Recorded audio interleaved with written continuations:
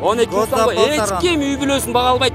Ушулардын күчү менен, ушулардын эмгеги менен биз ушул жерде туруп костюмчун кийип жүрөбүз. Koçusu cumhurunda odadı. Koçusu cumhurunda bir son maksa yük alıp gelmeyenden zaten işlendi o. Андан кийин ошого карата мен чара көрөйм. Айтып атат бул киши. Мен азыр кеткенге даярмын деп атат.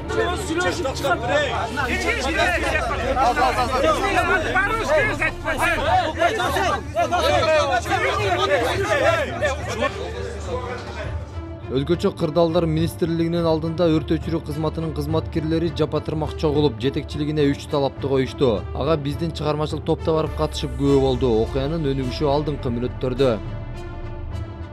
Şu balların gücü veren pazarlık teknikler 80 yıllık pazarlık teknikler iштеп келатат. Ушулардын gücü менен, ушулардын эмгеги менен биз ушул жерде туруп костюмчун кийип жүрөбүз. Анан кийин мына дагы ушул жерден айтылып кетип атат. Бизге мына руководство, МЧС бизге башкача мамиле кылат деп. Бул чисто психологически. Бул балдар болсо үй бүлөлөрү бар, катын балдары бар. Анан келип туруп сөгүп, стоять смирно деген бул биз андайга көнбөптүрбүз. Биз жанакы срочный служба солдаттар эмеспи булар. Ошо мамилени өзгөртүш керек, урматтуу жетекчилер. Ошо анан кийин мына Калыс Орозбековичти туура биз билебиз. Бул болсо силердин представленияңар менен премьер-министрдин указы менен кетет. Бирок ошол представленияны бүгүн жазып бериңиз деп суранып атышат. Кызматкерлердин башкы көйгөйлөрү айлык маселеси, өрт өчүрүү жабдууларынын эскилиги жана жетекчилигинин чабалдыгы. Мындан сырткары 2017 жылга чейин кызматкерлердин 1 жылдык кызматы 1,5 жылга тете болуп эсептелинген. Ал эми 2017 жылдан бери ар кандай себептерден улам андай өзгөчөлүк алынып калган. Бирок өрт өчүрүү кызматынан тышкары аскердик кызматтардын бардыгында азыркы тапта деле жогоруда белгилеп өткөн өзгөчөлүк бар.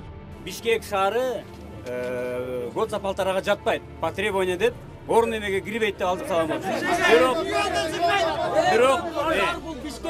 Бирок мына мен эме катары айтып атам. Тушение пожара особый вид чрезвычайной ситуации. Аяк барганда, мындайча айтканда, бир согуш барып келгенде тете деп, бир жол абастан, 2 жол абастан алып келдик. Эми ал бир күндө чечилип турган нерсе эмес экен. Ал мыйзамга өзгөртүү кириш керек экен. Жумушчулар чогулганда өзгөчө кырдаалдар министри Замирбек Аскаров өзү чыгып, кызматкерлердин көйгөйлөрүн бир ооздон укту да, өзү бул кызматка дайындалып келгенине азганакай убакыт болгонун белгилөө менен нааразы тараптарга бардык талаптарын кагаз түрүнө жазып келүүсүн өтүндү. Жана ошондой эле ар бир коюлган талап чечиле тургандыгын эскертти. Ар бир нерсени тазалайлы. Азыркы айтып аткан сөзүңөрдү мен эми угутам. Азыр угутам. Силерге башкача мамиле, башкаларга башкача мамиле болгон. Мен азыр мына ушул жерде представительдериңер турат. Ветерандар төрагасы турат. Ушулар менен акылдашайын. Сүйлөшөм. Бул кишинин өзү менен сүйлөшөйүн. Кандай кылабыз деп туруп. Андан кийин ошого карата мен чара көрөйүн. Айтып атат бул киши. Мен азыр кеткенге даярмын деп атат. Уктуңарбы барды? Ошондой керек бизге болду. Аз мында кылайын. Алган барын. Кыз кашас, улуттургула. Азыр мына бардык ишти айттым. Кагаз жүзүндө кылайлы. Кагазды бергиле. Пункттарды требованиялар биринчимде, экинчимде, үчүнчүмдө бергиле. Ар бирин чечкенге мага ушунча убакта чечип бериңиз деп туруп, мага талап койгула. Мен ошондон кийин чечейин. Чечпесек, Бишкек кичинекей, мерге кайрадан топтоло койсуңар. Министр кирип кеткен соң кызматкерлердин арасында түшүнбөстүктөр пайда болуп, жаңжал башталды.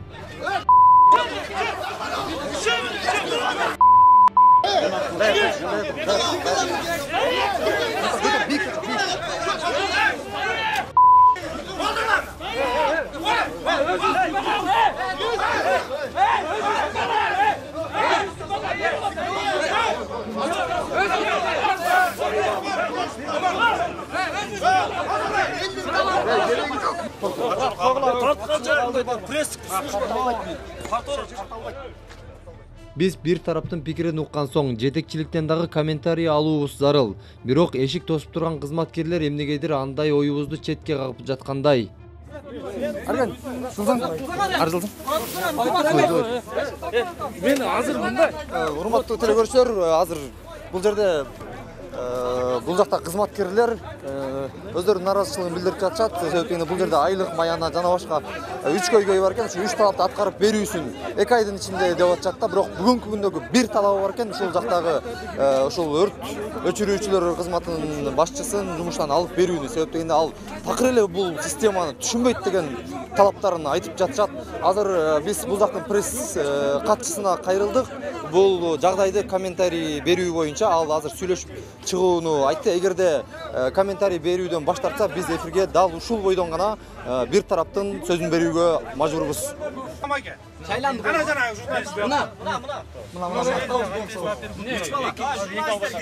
Үч бала кирет. Өзүңөр араңыздарго кирдик. Эми бул албетте сөзсүз түрдө бул көпчүлүк бар жакта мындай агрессиялар да күчөйт. Анын үстүндө азыркы учурларга кырдаал дагы ушул өңүттө болуп жатпайбы? Азыр бул жакка барып тийиштүү жактарга экинчи тараптын өздөрүнүн дагы айта турган сөздөрү бардыр. Ошол сөздөрүн угуп, анан сиздердин жыйынтыкка коебуз. Материалдык техникалык базалардын чыныгы боюнча действительно туура маселелерди көтөрүштү. Биздин мамлекетибизде 80-90 жылдагы өрт өчүрүүчү машиналарына отурабыз. Биздин жигиттерибиз ошол машиналарды иштетип келет. 2019 жылы өзгөчө кыргыздар министрлик 73 миллион сом акча каражаты менен 2020 жылга өткөн экен. Бул жерде мыйзам сакталган эмес. Эч качан министерство эски жылдан жаңы жылга карыз менен өтпөш керек. Эмне үчүн биздин өзгөчө кыргыздар министрлигинин өрт өчүрүүчүлөрүбүз башка органдардын алдында кийими жамак жыртык жүрүш керек. Ушул маселени азыр 18 миллион акча каражатын тендерлерди өткөрүп, азыр 15-20 күндө биздин өрт өчүрүүчүлөрүбүз кышкы асты үстү кийимдер менен камсыз болот. Министр 15-20 күндүн аралыгында кызматкерлерге толук кийим кечегелерин, жакынкы арада өрт өчүрүү унаалары келерин жана ошондой эле өлкөдөгү саясий абал турукташса айлык маселесин парламентте көтөрүп, чечүү жолдорун издей тургандыгын айтты. Ал эми жумушчулар жерип жаткан министрдин орун басары Калыс Акматовдун дагы иши караларын билдирди. Көтөрүлгөн маселелердин баары 90% туура маселелер. Бүгүнкү күндө өрт өчүрүүчүлөрүбүздүн мамлекет каралбай калды. Проблема ошончо. Бир жерде жанылмаса кызыл машинаны тиктейбиз.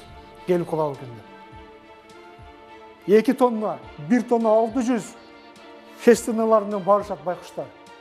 Шаардын ичинде 80 жылдык техника менен. Барып бир ач ачканда суусу түгөнөт. Эмне кылат анан? Бул маселелердин бүт бардыгын мен билем.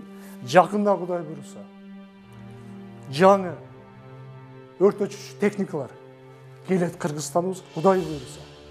Ушул борбордук аянтта бүт бардыгыбыз майрам кылып, Кудай буйруса, жерлерге жетебиз деген жакшы тилек, үмүттө турабыз.